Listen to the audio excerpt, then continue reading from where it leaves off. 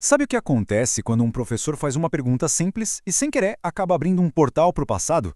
Foi o que rolou em Bojuru, um pequeno território no sul do Brasil. As respostas dos alunos vieram em forma de lendas. Lendas de bruxas, de fantasmas, de criaturas da noite. Então, hoje a gente vai mergulhar fundo nessas histórias, compartilhadas por estudantes que são, na verdade, os guardiões da memória da comunidade deles. E tudo começou assim, com essa pergunta aí feita por um professor em plena sala de aula. Mal sabia ele que estava prestes a destravar um universo inteiro de histórias, revelando os mistérios que, pelo visto, ainda assombram a memória do pessoal de Bojuru. E aí, né, as respostas dos alunos começaram a surgir. E o mais legal é que não eram coisas tiradas de livros, não. Eram da memória viva, sabe? Passada de geração em geração. Cada relato era como uma pecinha de um quebra-cabeça cultural. Vozes de um território prontas para serem ouvidas, começando, claro, pela figura mais clássica de todas, a bruxa. E aqui está o ponto-chave de tudo, a origem dessas histórias. Como um dos estudantes mesmo disse, quem contava era a gente mais velha, meu vô. Então não são contos de fadas distantes. São memórias vivas, transmitidas ali, direto dos avós para os netos. É o conhecimento que pulsa no coração da comunidade. E é quando a noite cai que as histórias de Bojuru realmente ganham vida. A conversa nos leva para a escuridão, para um cenário que é povoado pelas chamadas criaturas da noite. São figuras que a gente até conhece do folclore brasileiro, mas que ali em Bojuru ganham um tempero assustadoramente local.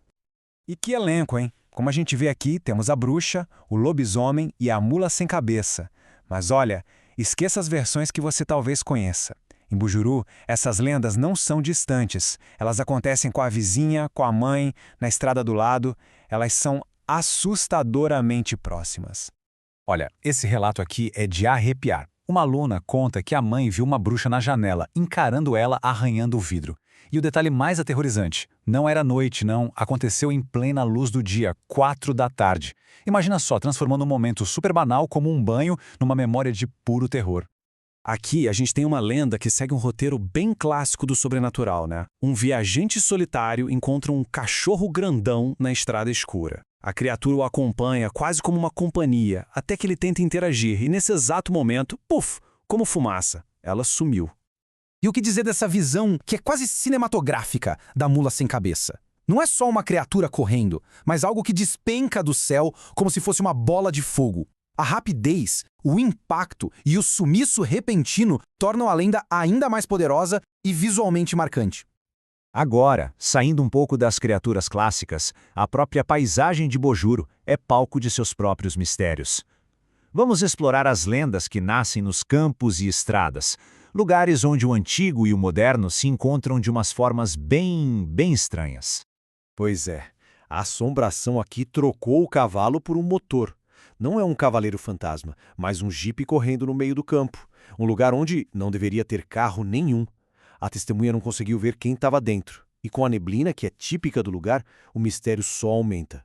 Quem ou o que estava no volante?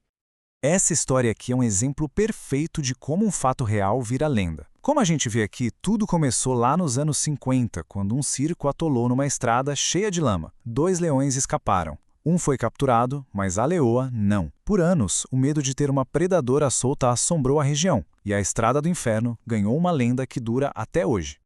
Esse aqui é um mistério mais sutil, mais quietinho, mas que não deixa de ser inquietante.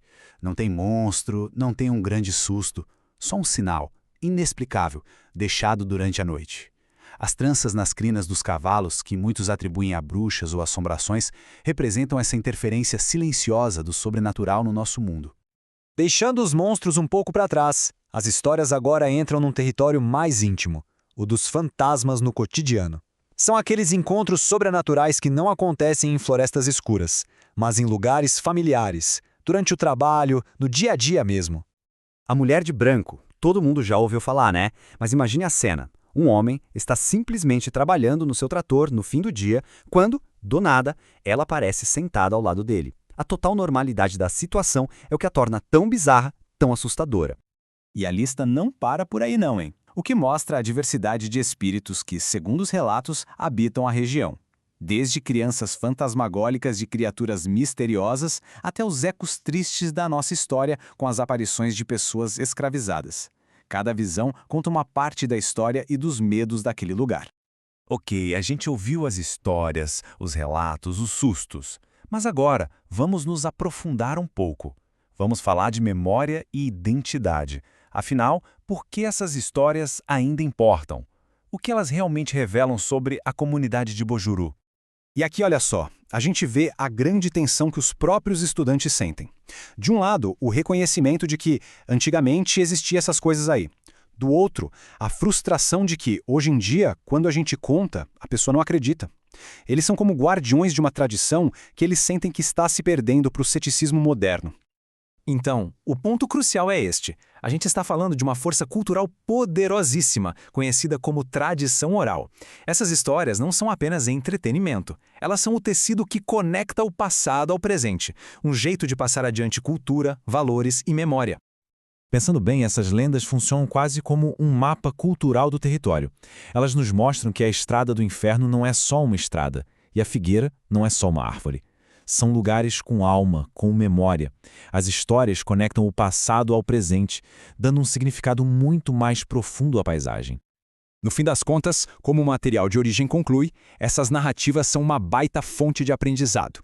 Elas ensinam sobre o senso de lugar, criando uma conexão com o ambiente. Elas fortalecem a identidade e a memória coletiva, dizendo, olha, nós somos daqui e lembramos disso. E por fim, elas ajudam na construção social da realidade, ou seja, moldam a forma como a comunidade inteira enxerga o mundo ao seu redor. E tudo isso faz a gente pensar, né? As vozes de Bojuru nos lembram que todo lugar tem seus fantasmas. Talvez não sejam bruxas ou lobisomens, mas são aquelas histórias que a gente conta no escuro, as memórias que dão alma a uma paisagem. Então, a pergunta que fica é, quais são as histórias que assombram e definem a sua comunidade? E se a gente parar de contá-las, o que se perde no caminho?